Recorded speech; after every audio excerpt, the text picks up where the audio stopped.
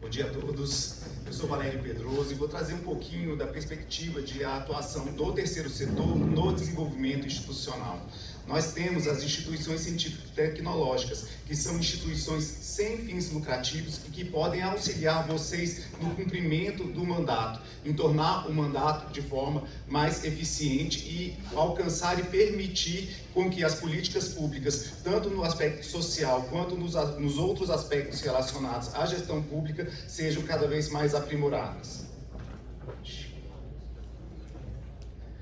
Uma das dificuldades maiores dos nossos entes públicos é justamente a arrecadação tributária e como as nossas instituições científicas e tecnológicas podem auxiliar nessa perspectiva da arrecadação, em tornar a nossa gestão mais eficiente. Nós tivemos no Distrito Federal a CPI da sonegação, que apontou que os bancos sonegaram mais de 10 bilhões de reais aos cofres públicos. E nós temos soluções tecnológicas que podem auxiliar no incremento dessa arrecadação tributária.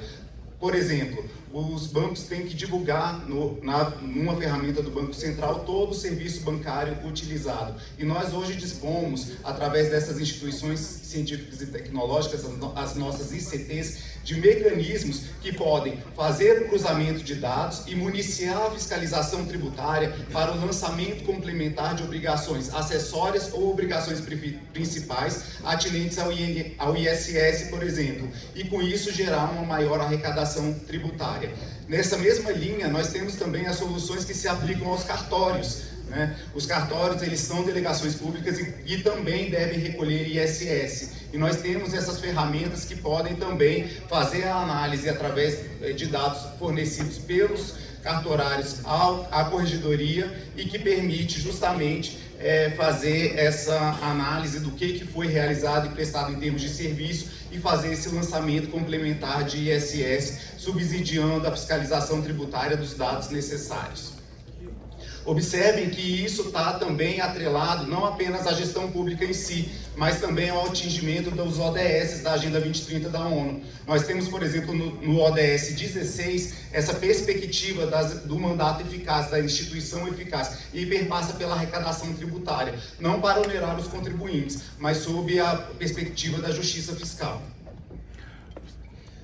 Dentro disso também nós temos as instituições científicas e tecnológicas, não apenas para o atendimento direto no campo da educação, mas também para auxiliar o aumento da arrecadação.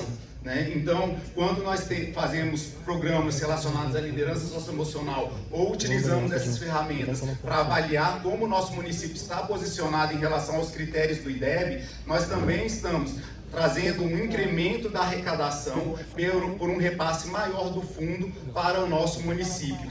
E isso nos permite justamente fazer com que a educação venha a ser cada vez de maior qualidade. Dentro do ODS, por exemplo, número 4, que traz essa perspectiva. Então vamos estar contribuindo com a eficiência da política pública, não apenas com o atendimento direto, mas também sob essa perspectiva de tornar o nosso mandato mais eficaz.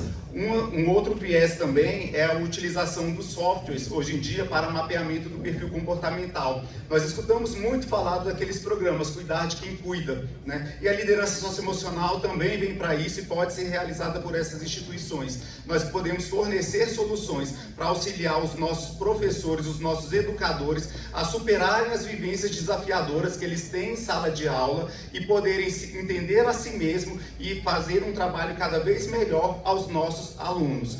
Então, e essas ferramentas também podem ser utilizadas como um aspecto de incremento da nossa política pública. Por fim, nós temos essa análise da taxa de rendimento escolar. Se temos uma solução tecnológica bem adequada para fazer essa análise de eficiência, vamos de fato aumentar a nossa qualidade da educação e também obter um repasse maior dos recursos disponibilizados pelo MEC. Por fim, nós temos uma análise sobre a saúde. E vejam que interessante, utilizar os softwares, por exemplo, para a predição de resultados cirúrgicos. Como que isso se dá? O software não substitui o profissional, mas o software vai permitir com que o profissional tenha elementos e dados eficazes para um planejamento cirúrgico, por exemplo, e saber fazer uma avaliação de risco efetiva e adequada para cada vez prestar uma saúde de melhor qualidade. Nós temos também a possibilidade, aí numa ferramenta mais básica, da otimização de agendamento da consulta, análise de imagens médicas com o uso da inteligência artificial e, novamente, não é substituir o técnico em radiologia ou substituir o médico radiologista, é justamente fazer um pré-laudo e identificar alguns apontamentos que vão ser úteis para aquele profissional que vai analisar aquelas imagens radiológicas, né? E por fim, e esse é o aspecto mais interessante, eu acho, para o gestor público, é a perspectiva do faturamento SUS. Essas ferramentas permitem, por exemplo, que nós estejamos cada vez mais atentos à perspectiva de cumprimento dos documentos que devem ser enviados para o SUS e atendimento dos prazos. Esse é o principal motivo de glosa para os nossos municípios em relação ao ressarcimento do SUS. E talvez estejamos reclamando tanto da perspectiva de falta de repasse para a saúde, sendo que nós podemos utilizar e tornar a nossa gestão mais eficiente com o uso dessas ferramentas, justamente para garantir que o governo federal faça o repasse adequado do valor que tem que ser destinado à saúde do nosso município.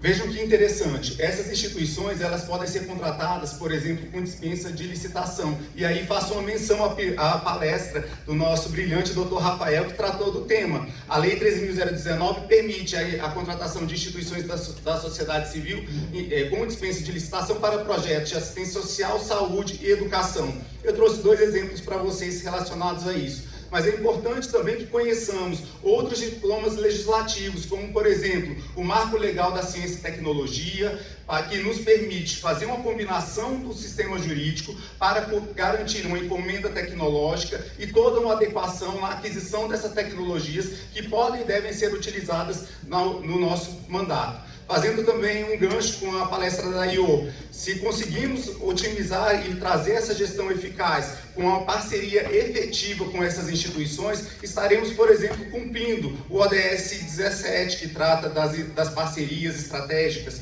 né? E com isso vamos ter material para divulgar em termos de comunicação a eficiência do nosso mandato, aproximando dos nossos munícipes e principalmente prevendo que todo o nosso mandato está de fato adequado à construção da política pública. Então é a gestão se aproximando cada vez mais do cidadão, através de uma análise estratégica e preditiva de dados, que pode ser apoiada pelas instituições científicas e tecnológicas. Agradeço a possibilidade de estar aqui hoje apresentando um tema que eu considero tão relevante para vocês. Vou passar agora para o Ricardo, que vai dar continuidade aí à apresentação.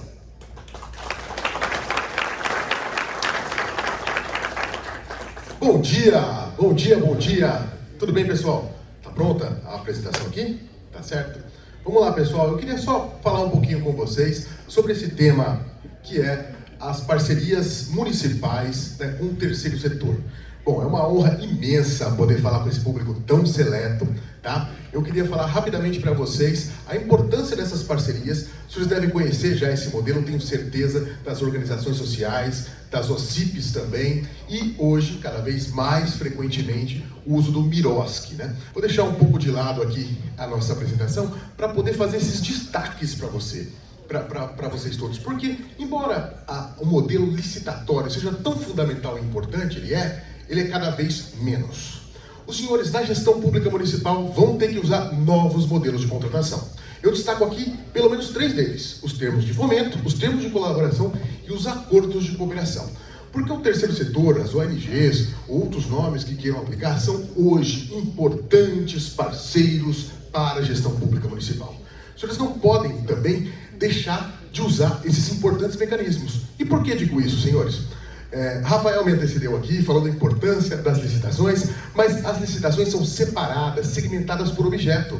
E aí, muitas vezes, isso vai gerar dificuldades na contratação de serviços complexos que são entregues em bloco de forma genérica. E é sobre isso que eu gostaria de falar com vocês. São esses modelos usuais, aqui falando um pouquinho melhor da lei do Miroski, do termo de fomento, do termo de colaboração e do termo de colaboração e dos acordos de cooperação.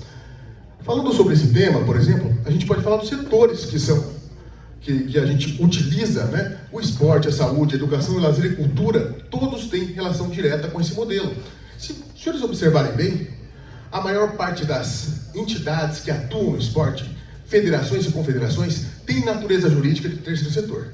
Tá? E eu digo isso com a expertise de quem foi chefe de gabinete aqui na Secretaria Municipal de Esporte de São Paulo e também diretor de parcerias lá.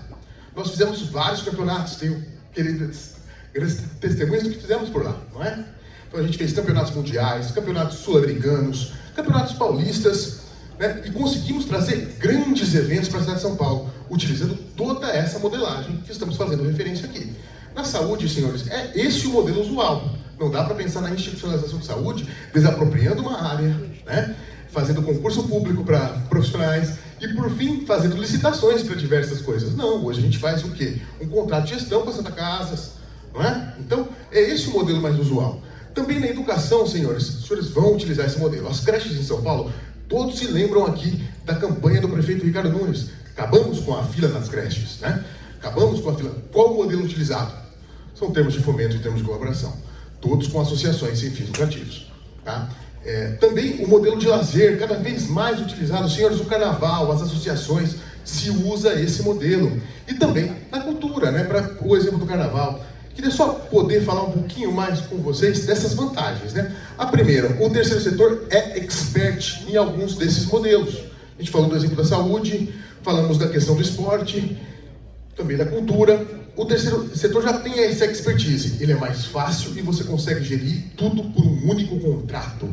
Imagina, senhores, se os senhores fazerem uma série de licitações para viabilizar uma creche, né? Mais concursos públicos, essa creche não vai ser inaugurada nunca, né?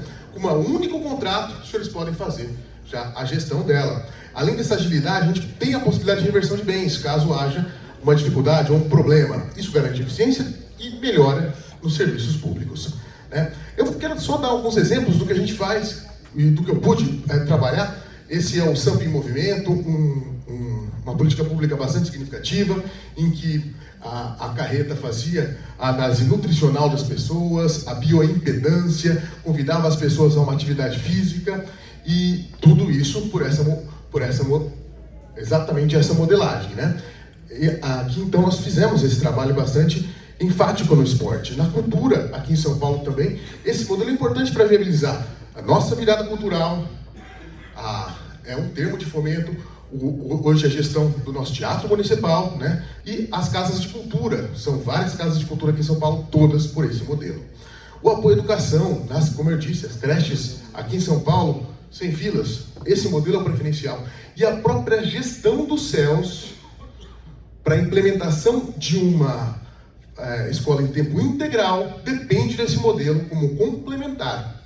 Ele não afasta a atuação dos professores, servidores, mas complementarmente, para garantir um período integral, esse modelo é utilizado.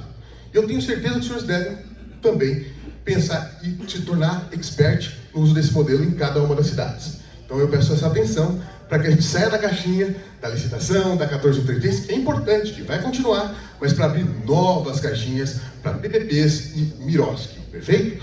Dentro dessa lógica, senhores, também os senhores têm que pensar nos grandes eventos, né? Inclusive aqui, quem for sair mais cedo, quiser ir lá no Jungle Fight, eu tenho convites, viu, pessoal? É hoje, lá no Ginásio Ibirapuera. Se vocês quiserem ver a luta, São Paulo faz por esse modelo. Os senhores estão convidadíssimos, eu tenho convites, vamos lá à noite assistir lá ao campeonato do MMA, passa ao vivo na Globo, né, hoje. Então, se vocês quiserem assistir ao vivo, né, não na TV, estão convidadíssimos, falem comigo, a gente passa lá. Mas não só esse evento, né? Os senhores devem ter visto a importância da atração da NFL aqui para São Paulo, né? A gente teve uma NFL, nosso campeonato mundial de beach tênis. Essas são as coisas mais recentes. E a copinha feminina, a gente já está tão acostumado à copinha masculina, que é um evento feito por Miroski aqui pela cidade de São Paulo, e este ano a gente fez o feminino sub-17. Isso permitiu, por exemplo, a cidade de São Paulo se colocar como uma candidata ao Pan-Americano de 31, né, e ser uma das sedes do Mundial Feminino da FIFA de 2027. Bom, é lógico, né, senhores? Além disso, eu preciso pontuar que essas OSCs têm uma capacidade interessantíssima de somar recursos públicos. Os senhores precisam de recursos, né? Então, remeterão recursos municipais, mas o OSC pode captar recursos de forma direta por parlamentares, via emenda parlamentar, em âmbito estadual e federal. Olha, ela vai ser um parceiro captador. E também ela pode contar com diversas leis de incentivo. Se os senhores tiverem OSCs parceiras, poderão trabalhar de forma exponencial na captação de recursos, porque terão um agente captador na OSC também, se ela for bem treinada e bem capacitada. Ela poderá buscar emendas parlamentares e ainda se utilizar das diversas leis de incentivo ao esporte e à cultura, somando os esforços do seu orçamento a outros orçamentos públicos, inclusive orçamentos privados. Perfeito? Então, por favor, prestem atenção nesse modelo e pensem em utilizá-lo de forma criativa nos diversos momentos da sua gestão. Eu queria destacar aqui rapidamente, alguns desafios, como a prestação de contas, a superação de elementos do controle interno e externo, Os senhores vão ter que enfrentar, assim como nas licitações, o Tribunal de Contas, eventuais questões relativas ao Ministério Público, e elas são diferentes, mas são todas superáveis, perfeito? Obrigado a todos, gente. Bom dia, bom evento. Obrigado, Conselheiro.